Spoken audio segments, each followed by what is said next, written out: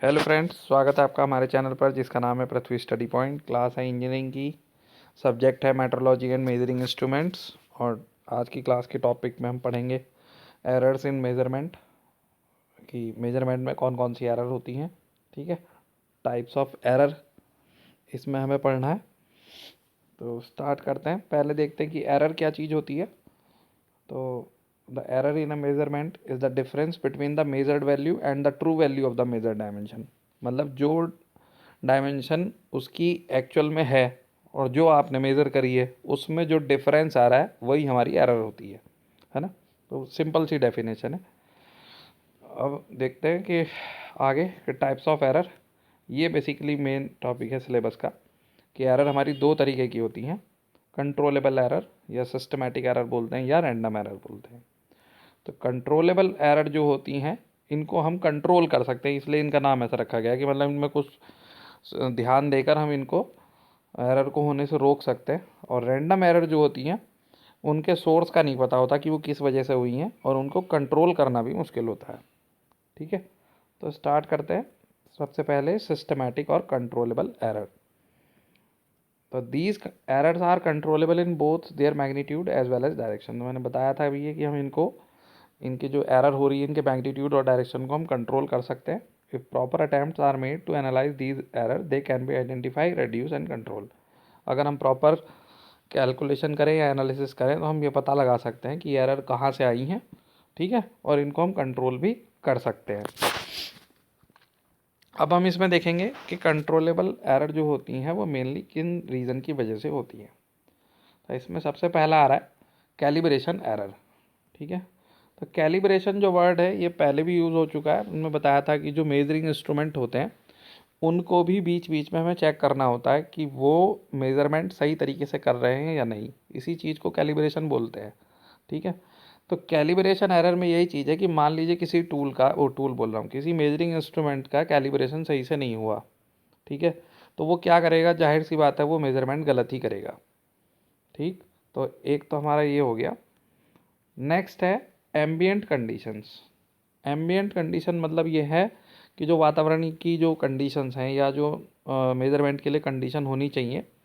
तो it is essential to maintain a ambient condition at internationally accepted values of standard temperature 20 degree centigrade and pressure 760 mm of HG condition. मतलब international level पे measurement के लिए कुछ standard condition बनाई गई हैं। ठीक है, जिसमें तापमान 20 डिग्री सेंटीग्रेड और जो दाब है वो पारे पे 760 mm ये हमें लेना है। मतलब ये मानक कंडीशन है कि अगर आप इसमें मेजरमेंट करेंगे तो आपका मेजरमेंट सही आएगा। ठीक है, तो वो कह रहे हैं कि जब प्रेशर का और टेम्परेचर का मेजरमेंट पे फ़र्क आता है तो the most significant ambient condition affecting the accuracy of the measurement is temperature. जो टेम्परेचर है वो मेजरमेंट को बहुत अफेक्ट करता है। ठीक है, कि टेम्परेचर ज़्यादा होगा तो हमारे रीडिंग में डिफरेंस आने लगते हैं। ठीक, उसके बाद आगे बढ़ते हैं बच्चों। Stylus pressure. स्टाइलस प्रेशर में क्या चीज़ है, ये स्टाइलस क्या चीज़ है जिससे, जैसे आप मेजरमेंट करते हैं या माइक्रोमीटर होता है ना। ठीक है, तो उसका जो पॉइंटर है जहाँ आप उसको वर्क पीस में टच करा रहे हैं तो वो प्रेशर कितना लगाना है। ठीक है, तो वहाँ पे ये बात कर रहे हैं कि the stylus pressure applied during measurement affect the accuracy of measurement due to definite stylus pressure elastic deformation of the work piece and deflection of the work piece shape में occurs as shown in figure. इसका आपको एक diagram दिखाते हैं, फिर इनको समझाने की कोशिश करते हैं।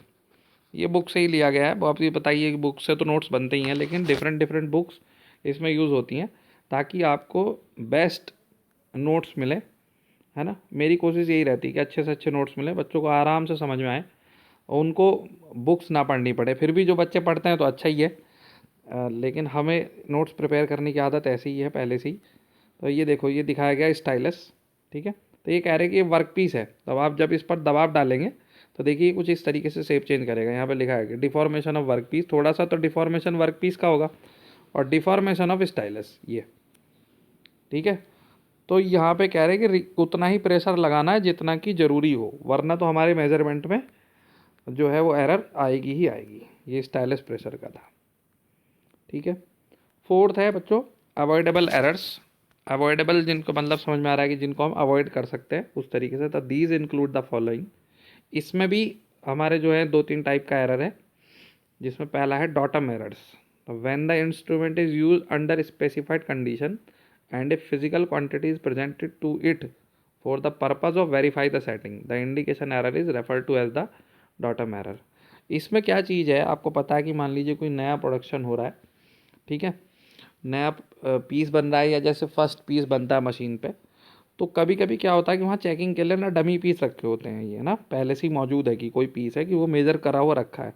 तो डॉटम एरर में वही है कि जब हम कोई इंस्पेक्शन कर रहे हैं, हम कोई मेजरमेंट कर रहे हैं और वो उससे कुछ उसमें डिफरेंस आ जाए स्टार्टिंग में, ठीक है, इसका नाम इसलिए डॉटम रखा है कि मतलब शुरू में ही, तो वहाँ पे अगर जो एरर मिल जाएगी हमें तो वो डॉटम एरर हो जाएगी। या जैसे मशीन की सेटिंग करती है, नई सेटिंग करी मशीन की, नई सेटिंग, ठीक है, तो नया वर्क पीस बन के तैयार होगा, अब मॉडल तो हम उससे उसका इंस्पेक्शन करेंगे, तो हमें जो है नए पीस की चेकिंग करने के लिए ये चेक हो जाएगा डॉटम एरर से, ठीक है।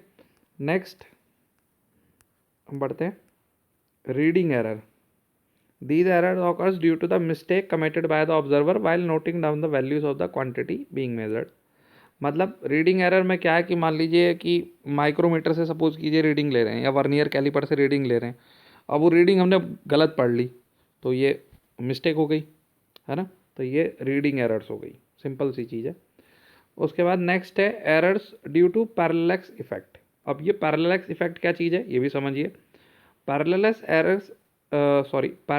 errors occurs when the sight is not perpendicular to the instrument scale or the observer read the instrument from an angle। मतलब हमारी जो आंखें हैं, जो ऑब्जर्वर की आंखें हैं, वो मेजरमेंट जिस स्केल को देख रही है वो 90 डिग्री पे होनी चाहिए, ठीक है, और अगर वो ऐसा नहीं है, किसी एंगल पे है, तो ऐसे केस में जो एरर होती है हम उसको पैरेलैक्स इफेक्ट बोलते हैं। इसका भी एक डायग्राम है, आपको दिखाते हैं। टॉपिक थोड़ा सा बड़ा हो गया बच्चों, क्योंकि ना इसमें थ्योरी थोड़ी सी ज़्यादा है। देखिए मान लीजिए स्केल है और यहाँ जो है करेक्ट व्यूइंग, यहाँ देखना था ऑब्जर्वर को, और ऑब्जर्वर की आंखें जो मतलब जो देखना है ना वो ये एंगल पे बन के जा रही है। अगर वो ऑब्जेक्ट को ऐसे देख रहा है तिरछा करके, तो उसको गलत दिखाई देगा, इनकरेक्ट व्यूइंग लिखा है, ठीक है, यही होती है पैरेलैक्स एरर, ठीक। तो इस साथ में मैंने डायग्राम भी ले लिया ताकि आराम से आपको समझ में आ जाए। उसके बाद डी पॉइंट देखिए। डी पॉइंट में है बच्चों इफेक्ट ऑफ मिस अलाइनमेंट। तो ये नाम से ही समझ में आ रहा है, अगर का मिस अलाइनमेंट मतलब ये वही चीज़ है, जैसे आपको पता है कि वर्नियर कैलिपर भी चलाते हैं तो उसमें जीरो को सेट करना होता है, ठीक है, तो वो जीरो जब वहाँ रीडिंग सेट करके आएगा तभी हम उस पर प्रॉपर रीडिंग ले सकते हैं।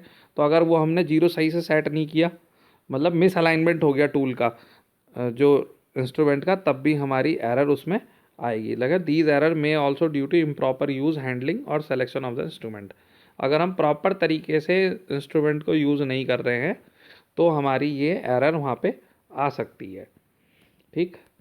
उसके बाद आता है लास्ट ई, जीरो एरर्स। तो जीरो एरर्स का क्या मतलब है, हम जानते हैं कि जैसे कुछ इंस्ट्रूमेंट होते हैं कि जब वो काम नहीं कर रहे होते तो वो जीरो रीडिंग देते हैं। तो इसके लिए हम एग्जांपल ले सकते हैं, जैसे हमने तराजू देखी है ना, इलेक्ट्रॉनिक तराजू जिसको बोलते हैं वेट, तो उसमें क्या होता है जीरो जीरो आता रहता है जब उस पर कोई वेट नहीं लिखा होता। तो अगर उस पर जब हम वेट नहीं रख रहे हैं, उसमें जीरो जीरो लिखा आ रहा है, तो इसका मतलब वो तराजू सही है। और मान लीजिए उसमें कभी कभी एरर भी आ जाती है, वो खाली रखे तब भी 0.010 उसमें लिखा रहा है, तो इसका मतलब उसमें 10 ग्राम की एरर चल रही है पहले से ही। तो ऐसे एरर को हम क्या बोलते हैं, जीरो एरर बोलते हैं। तो when no measurement is being carried out the reading on the scale of the instrument should be zero. यानी कि जब कोई मेजरमेंट नहीं हो रहा है तो स्केल पर जो रीडिंग है वो जीरो होनी चाहिए, और अगर जीरो ना होके कुछ और आ रही है तो इसका मतलब उसमें एरर है, ठीक है। तो ये हमारे जो थे ये कंट्रोलेबल एरर के सारे टाइप हो गया, ठीक है। उसके बाद जो अगली है random errors. The random error are accidental non consistent in nature as they occur randomly. ये मतलब अभी मैंने बताया था शुरू में कि ये जो है ये किसी भी रीज़न से हो सकती हैं, इनका कुछ पता नहीं होता कि किसकी वजह से हुई हैं और कहाँ हुई हैं, ठीक है। ये ना दे कैन नॉट बी, आगे देखते हैं, they can not be eliminated since no definite cause can be located. हम इनको एलिमिनेट भी नहीं कर सकते क्योंकि हमें पता ही नहीं होता कि ये किस वजह से आई होगी, ठीक है। तो उसके भी इन्होंने कुछ रीज़न दिए हैं कि ये किस किस वजह से आ सकती है, जैसे small variation in the position of standard and the work piece being measured.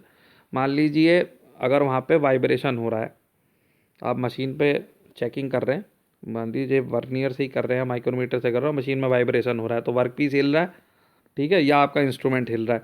तो अगर ये दोनों भी अगर हिल रहे हैं तो आपकी जो रीडिंग है वो सही नहीं आने वाली।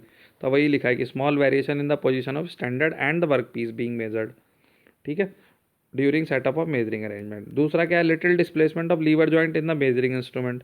अगर आपके मेजरिंग इंस्ट्रूमेंट के उसमें लीवर जॉइंट में कोई थोड़ा बहुत डिस्प्लेसमेंट आ गया तो भी एरर आ सकती है। फिर क्या है, operator errors in reading pointer type display. ये पॉइंटर टाइप डिस्प्ले क्या चीज़ है, मान लीजिए हम जानते हैं ना एनालॉग मीटर होते हैं जिसमें सुई चलती है, जैसे बाइक में भी आपने देखा होगा कि 20 30 40 50 इस तरीके से चलती है। तो एनालॉग और डिजिटल मीटर में क्या है, देखो डिजिटल मीटर में तो लिखा जाता है अगर 49 पे भी चल रही है ना तो वहाँ पे 49 लिखा जाएगा, बता दोगे कि बाइक 49 पे चल रही है। लेकिन अगर एनालॉग मीटर में जब बाइक 49 पे चल रही होगी तो वहाँ पे बताना बड़ा मुश्किल है, वो 48 भी बता सकते हो 50 भी बता सकते हो, क्योंकि डिजिटल जो एनालॉग मीटर में हमें पॉइंटर देख के बताना होता है तो वो बहुत थोड़ा बहुत ही इधर उधर होगा, ठीक है। तो ये यहाँ से हमें पॉइंटर टाइप ऑफ डिस्प्ले में भी हमें एक्चुअल रीडिंग नहीं पता चलती, एक अप्रॉक्स का आइडिया लगता है, ठीक। तो ये हमारी रैंडम एरर्स में आता है, ठीक है बच्चों। तो ये थोड़ा बड़ा था टॉपिक, पीडीएफ में भी 6 पेज हो गए, वैसे मैंने दूर दूर लिखा है कुछ इस वजह से भी है, लेकिन चीज़ें बहुत आसान है ये। आप एक बार अगर इसको रीड कर लेंगे तो आपको बहुत आराम से समझ में आ जाएगा, ठीक है। उम्मीद करता हूँ बच्चों आपको टॉपिक समझ में आया होगा। समझ में आया हो तो वीडियो को लाइक ज़रूर करना और फ्रेंड्स के साथ शेयर कर लेना। मिलेंगे नेक्स्ट क्लास में नए टॉपिक के साथ, तब तक पढ़ते रहिए, खुश रहिए।